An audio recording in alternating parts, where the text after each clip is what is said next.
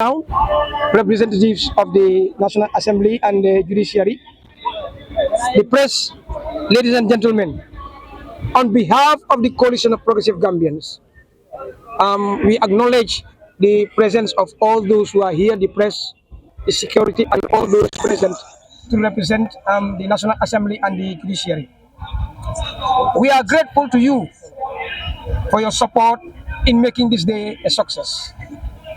We, the Coalition of Progressive Gambians, a pressure group registered in the Gambia with a vision for the Gambia that all, be it government or civil servants and aspiring public servants, are held to account to the people at home and abroad. Ensure all Gambians enjoy equal rights, opportunities with diversity and inclusion, tolerance and social justice. Our mission is to stand up and ensure power is given to the people to enjoy their rights, exercise them with fairness and discipline. It is the objective of the Coalition of Progressive Gambians to create an environment in which the voiceless and the voiced be respected. Raising awareness also is one of our objectives of the people for a peaceful coexistence that ensures politicians are held to account on their promises when elected into office. We're calling for unity as friends in fighting corruption and injustice together and putting Gambia first with power to the people. The protest is to demonstrate our discontent in the amended draft Constitution 2024 being gazetted, calling for the retabling of the draft 2020 produced by the then mandated Constitutional Review Commission. The 2020 draft constitution should be amended in parliamentary reading stages if needed, that is based on compromise and consensus, and to the best interest of a progressive Gambia. The draft Constitution 2020 was written by an independent commission, that is the CRC, established by an Act of Parliament 2017 and in compliance with the 1997 Constitution, Section 226. It was widely consultative and embedded key issues facing Gambians since independence, such as formalizing secularism, leadership integrity, presidential active term limit, temporary succession of the president, appointment of ministers, establishment of the prerogative of mercy committee, restriction regarding office of the president, immunity of legal proceeding for the president after office, election and appointment of the leaders of the National Assembly, regulation of political parties, appoint dual citizen public office to public office and election in public service, independent institutions, the service commissions, anti-corruption commission, and the independent electoral and boundary commission. Prohibition of local CFOLU and alcalos in partisan politics, local government autonomy, and the management of state-owned enterprises. The Coalition of Progressive Gambians and other stakeholders are present to raise our concerns and demand an immediate consideration to the concerns of most Gambians. At these trying times, more than 70% of Gambians believe a new constitution is the primary step forward. Moreover, the COPG is convicted that the 2020 draft constitution is the constitution we want. It is the voice of the people and set the principles we want to be governed with through personal integrity and national sovereignty.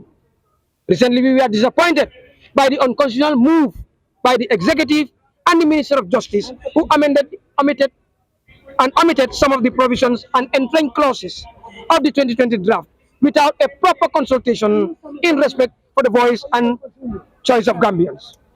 Majority of Gambians who contributed in drafting were very disappointed after so much money has been spent and time spent. If amendments are genuine and for the interest of Gambians, why are those provisions omitted? We believe that if government is really serious in tackling corruption, it has to strengthen democracy and good governance. We therefore call on the Minister of Justice and legal advisor of government to respond to the public disappointment and retable for promulgation the CRC draft constitution. The National Assembly to ensure that even if the draft 2020 has to be amended in parliamentary reviews, the clauses must be reflected.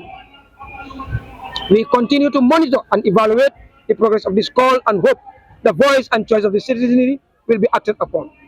We expect a referendum by mid-2025. As we always say in our pledge, let justice guide our action towards the common good. We call on all patriotic Gambians, goodwill ambassadors to stand in solidarity with the COPG and ensure we have these entering clauses back as a compromise in the 2024. I am Celestine Kujabi, the Secretary General of the Coalition of Progressive Gambians. We thank you for your attention.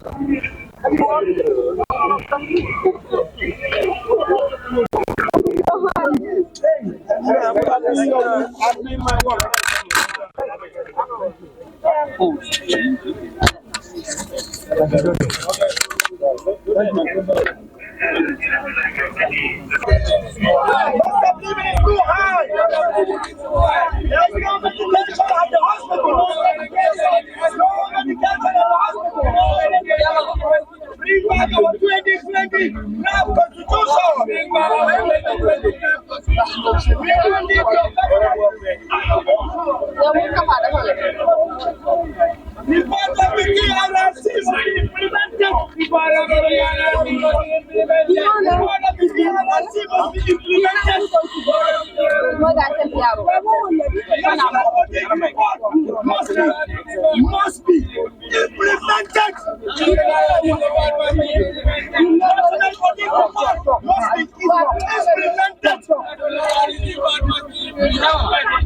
The report of TRRC must be implemented. The TRRC must be implemented. No to that term.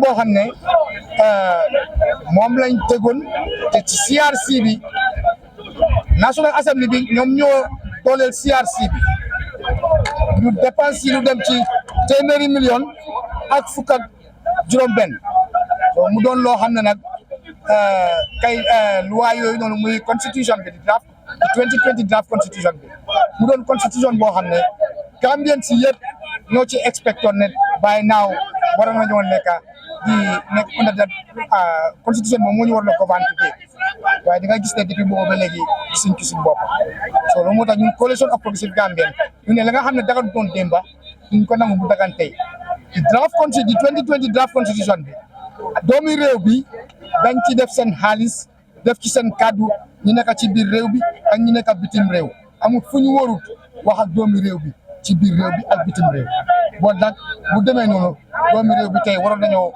expect ne 2020 draft constitution bi tey moo ñu waroon a jiite ñaareel bi nguur gi nga xam ne moom moo ñëwoon pour ñetti at diggoon ko askan bi yëpp campagne ne dina fi indi ay loi yoo xam ne loi boobu noonu dinañ ko siil gaset ko da nga xam ne kenn du fi demati lu ëpp ñaari mandat bon nag mu doon lu daw yaram buñ gisee njiiti réew bi génn di wax ne dafay dem ñetti mandat so moom dafa mel ne fa nekk ci askan gi di leen di or waxtu su nekk saa su nekk te loo gis dafa am fu mu em moo tax ñun ñu ne ñun coalition of progressive Gambian ak doomi Gambien si yëpp ñu génn si ñu ne laajte suñu axat suñu yelleef mooy 2020 draft constitution bi nga xam ne mooy kaddu Gambien si 2024 draft constitution bi Gambien si dañ ko gisee ne is a cabinet constitution parce que waa cabinet bi rek ñoom ñoo ko defar génne ko seen xalaati bopp la donte implémenté guñ ko riidam guñ ko teebulam guñ ko waaye seen xalaati bopp la mu doon gàcce waaye nag Gambien si ñi nga xam ne am nañ gis-gis am nañ dégg-déggin xam nañ ne loolu dañ ko use pour mun a still retain the 1997 constitution bi nga xam ne moom la fi ñëpp ñaawlu woon kon nag lu ñëpp ñaawlu woon démba ñu ne daganu démba warta dagan tey gàcce la sax pour 2016 to date the 1997 constitution bi ñu gouverner today parce que président bi mu demee Europe wax na dina gaay diaspora bi seen contribution ci biir réew bi dafa am solo trop parce que fii kër gi fi lekk añ reer ndéewoo xamal ne diaspora bi ñu ngi dépense ci kër googu digoon nañ leen ne dinañ leen jox right pour ñu mun a vote Africa seen doomi réew yi fu ñu dem yëpp dañoo mun a sànni karta kan moo tax diaspora bi mënuñoo bokkaat doomi Gambie ñu nekk ci diaspora bi kan moo tax mënuñoo sànni karta loolu daw na yaram de te diggee bor la dañ gis ne nguur gi nga xam ne muy jiite lam ñu musa digg yëpp ba mu ñëwee benn tey yëpp dara taxawul so daw na yaram trop nit ki na ñëw ak réew bi fi ñu ko jëlee 2016 ñun foogoon na ne Gambia dina nekk sample ci aduna bi parce que su nekkoon ne respect woon nañ ne di agreement bi nga xam ne moom lañ waxoon ni kon tey Gambia doomi Gambia fu mu dem dina ekkati loxoom ci kaw waaye tey Gambia doomi Gambia fu mu dem border crossing boo dem man I am a driver I drive across so many borders fii ci biir dëkk bi ak bitim réew mooy Sénégal bi Gambia bi ak yeneen dëkk yi waaye gis nañ ne doomi Gambia léegi ID card bi foo ko génnee yow jaratuloo fa dara parce que gis nañ ne ñi la jiite du ñoo sàmm seen kàddu dañ lay wor ca fa beginning ba lañ laa wax tey ëllëg dañ cee génn wax nañ ne président bi taxaw na fii mu ne sooy politique mun ngaa wax lu nekk waaye soo paree mun ngaa def neneen soo mu doon lu daw yaram man li gën a daw suma yaram ci loolu sax dama bañ jikko yi ma gis léegi dama bañ ndaw yi ëllëg suñ doom yi ñu jël jikko yooyu ñu fa nag is the right jikko parce que jikko yooyu noonu du jikko gor du jikko muslim du jikko good christian du jikko non believers so man lii laa am ci li ma ñambaas ci loolu waaw. Equally dictatorial as that of that's of the Constitution of 1997.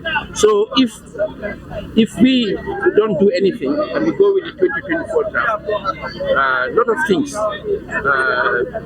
that we have placed into 2020 would not be it's not in the 2024. There's a lot. I'm not going to go into details, but everyone knows that the 2020, which the Gambian government has, incidentally, the diasporans contribute $700 million every year to the Gambia. I could say 6 out of 10 Gambians have someone in the diaspora support. The diasporans are contributing $700 million dollars, which comes to this country in terms of foreign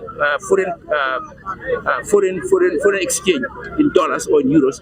The Gambia would not be able to survive because we don't have the resources to have that more dollars to buy our rice, our oil, and all the commodities that come to this country, because we know 90% of what we eat comes from abroad. So that, talking about the constitution, the 2020 constitution draft is what the Gambians want.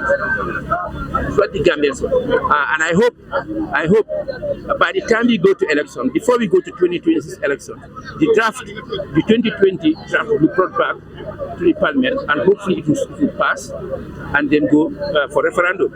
If we don't accept the 20, if for some reason we go to elections without the 2020 and hopefully not the 2024, then we are going to go to elections in 1997. That takes us back to Jammeh era. So in a nutshell, the 2020 draft is what we need to work on to take us through to the referendum and then to the elections in 2026, and then we'll have a third republic. As of yet, we are still a second republic because we are going by the 1997 constitution, which I can overemphasize is a total dictatorial constitution. Gambians should be aware that Jammeh adjusted that constitution 50 times to suit his needs. If Jammeh was still in power, the Gambia would have been probably now a kingdom. And what a kingdom is, there's no more election. It's a kingdom, you have your son take over and your grandson take over. Unfortunately, the president has just expressed that. I hope he doesn't mean that, because that's serious. They're taking us to dictatorial or dictatorial state again. So we must, as we stand here today, as we process today, I hope Gambians would learn and know that the 2024 draft is not what we need. You should not go to parliament. Hopefully, the government will realize that and take back to parliament the 2024, the 2020 draft constitution. Thank you very much.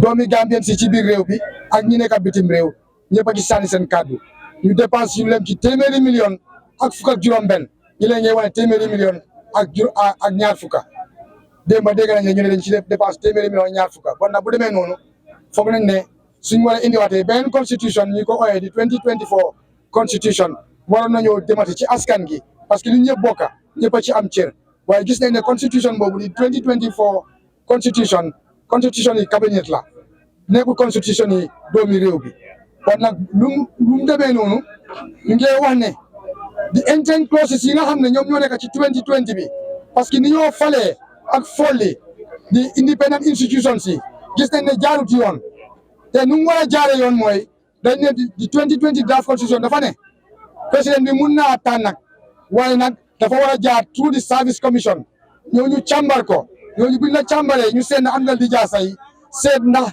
yow am nga matuwaay bi pour ñu war laa jël dafa war a demaat ci national assembly bi ñoom ñoo ko war a approuve te nag lu national assembly approuve dafa mel ni kaddu askan gi la so buñ la jëlee ci anam boobu suñ laa daaxatam dafa war a jaar ci anam boobu noonu te buñ laa daaxa dafa fekk tam sa loxo dafa dugg ci corruption wala dafa am loo jalgati ci sa bunti liggéeyukaay bon nag ñuy wax ne di 2020 draft constitution bi mu paree bañ fal nguur bu bees bi suñ président bi waroon na dëkk bi yëpp dem na ba ci diaspora bi dig leen ne yéen sax di ngeen bokka ci sànni karta te gis nañ ne fii nañ diaspora bi te fii Gambie fii gis nañ ne fii ku fi añ reer ndéewoo nga feebar dem lopitaan mun a jënd garab gis nañ ne suñu lopitaan amul garab ku fi am loolu problème boobu ñan ngay contact gars yi diaspora bi te ñu ngi wane suñ GDP bi lu ci diaspora bi day contribute kenn xam fu mu toll bon nag li ñëpp bokka ñëpp a ci am cër bon nag doomi diaspora yi dem bitim réew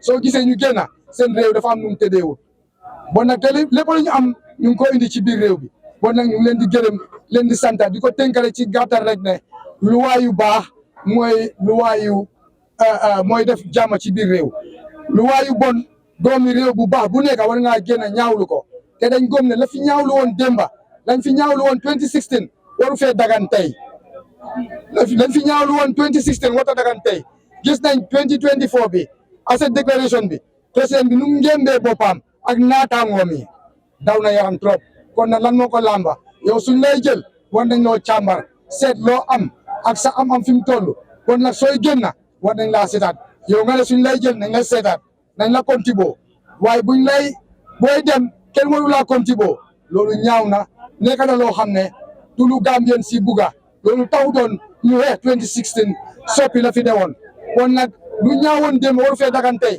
bon nag power belongs to the people bon nag di ñaan nag askan gi doomi réew bi moom moo youth si war ngeen a jël seen matuwaay youth si réew bi jël leen seen matuwaay parce que ñu ne ci population yi réew bii nii youth si ñoo coppa foogoon naa tey from mile two ba fii waroon naa fees youth waaye fu mu nekk youth si ñëpp a ngi concentré ci football bii nii ak naar bi football bi ak naar bi tàddeel nañu bare nit ki nag balaa ngaa mun a jëm ci kanam di support ñeneen balaa ngaa laax di jaay laaxal lekka balaa ngaa laax di jaay laaxal lekka ñu ngi nekk ci dëkk bi rek di support ay foreign nakañ koy foreign sport ñu bàyyi liñ moom gis nañ suñ stadium bi ñaata weer wala ñaata at ñu ngi football yi ci biti loolu gàcce la de stadium bu baax sax bu luñ ko am ci biir réew bi kon minister of sport am na fu mu war a taxawal ndaw yi jël leen seen matuwaay ngeen jël responsibility suñ wayee yow fi réew ngeen gën a si politique suñu woon tey campagne la woon politique la woon fii fees na del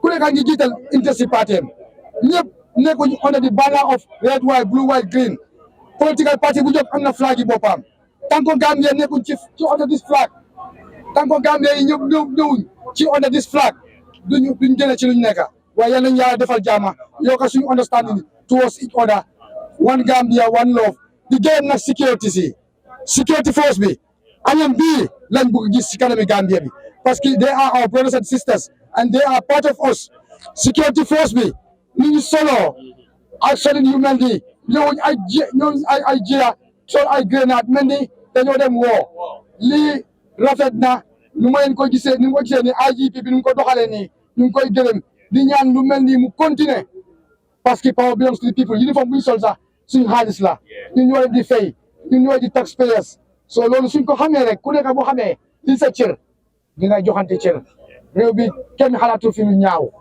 lu rafet lañ fi xalaat lu rafet lañ fi yéene for the Gambia our homeland di gërëm ñëpp free di journalist sa tur mun nga ñëw wax sa tur ak yow yaay kan because ñu bari dinañ bëgg a xam yow yaay kan yow feeñ nga si vidéo yi trop waaw man maa nekk Boubacar Dabo yéen baalal ma nag some people call me power to the people. Some people call me American Bob because I was once in America. That's why I love my country. Because I want what's going on out there. That's what I want here. That's why I always participate in the progress of my country. I've seen so much out there, so I want that in my country, at least a bit of it. This is why I always come in for my country, the Gambia. The Gambia wants everything for me. But some call me Buba UDP. Dalam Buba UDP from Sukuta Savage. And they go to Sukuta Salage and the Sukuta Savage Dimoti. Niaje B, Nata Jang. Nata Bankola Kual and Sijang. Yeah, the reason why I come here today is because of my country. The way things are going in this country is very much abnormal. All right, it's not going well. Things are not going well at all. There's so much corruption in our institutions, so much corruption in the system, and no one is allowed to talk about it. Now it's high time for the Gambians to come together and fight for ourselves. No one is going to come from outer space and fight for us. We got to do it on our own. This is our own country. The system is broken. No one is going to fool anyone about it. Can I ask you just about this constitution? Draft constitution, the Chandra Kotame. Yes. Just this month, November, Right. the parliament will they will have the draft constitution. Right. December, dinañ war a vote.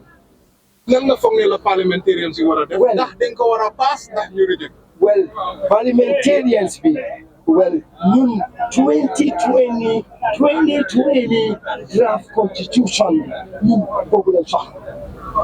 ñun dañ gis ne constitution bii nii this constitution, this 2024 constitution, right, is totally, it's been messed up. It's completely been messed up. Yo, how can you imagine? Yo, nakangamune in the law, yo hamne, yo as a minister, yo yange yo into the system, you la vet, you la check, right? And then yo yange by government, yo in the vet. Then you must be correct. Then yo yange sata sunya halis be you ko yobu. So ñun ne dañ bëgg constitution boo xam ne sooy ñëw dañ la vet sooy dem dañ la vet. nga gis ne doo mun a sàcca xaalis si réew mi taxpayers money enough is enough. So many millions been embezzled in the system. From 2024 bi ñu reject ko wala ñu pass. 2024 bi dañ ko war a reject completely dañ ko war a reject. When 2020 be, you bring it back. We don't need this constitution. This is not a constitution. This is a cabinet constitution. You can't call this a constitution. Over 2,000 amendments. You young again over 2,000. Then you even one single lines and you get a cover. You didn't allow. $116 million is been spent on the 2020 Constitution. 116 million. Lord, muna sampa so many things. Muna dimbel healthcare. Muna dimbel education system. Muna dimbel so many things in the country. But how comes, after all that expenditure, you go reject? You reject on the what? No grounds. So why UDP? So why APRC? So why political party, opposition and so forth? And now there can be opposition now. There can be a good opposition.